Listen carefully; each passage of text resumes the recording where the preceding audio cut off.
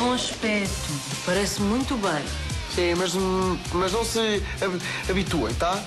Pronto. Nunca mais vem. Calma, deve estar quase. Olha, isto cá para mim não vai dar. Nada. Ele se calhar nem vai reparar, vai ver. Credo, o que é que foi isto? Eu não aguento isto, hein? O que é que foi? Eu não acredito. Há baratas outra vez. Pior, Pior que barato. Temos um rato dentro das gavetas. eu tinha a gaveta das minhas meias organizada por cores e textura e agora está um caos. O que é que eu faço a isto, hein? Mas estão-se a rir, é?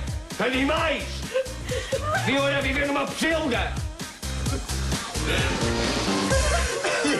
Vocês têm a mínima ideia do trabalho que eu vou ter? Isto não se organiza assim sem mais nem menos. Isto tem um método. Ai, Jorge, não leves isso tão a peito. Foi uma brincadeira dos miúdos.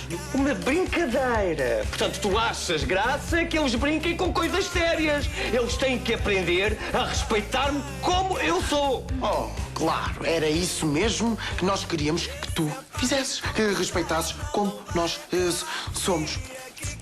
Olha lá, ó gaguinho. E eu não faço isso. Não. Desde que cá chegaste, tentaste logo alterar a ordem das coisas, que por acaso não corriam lá muito bem, não é? Mas pronto, é assim que nós somos. Este castigo foi só para te lembrar que devemos ser mais condescendentes uns com os outros.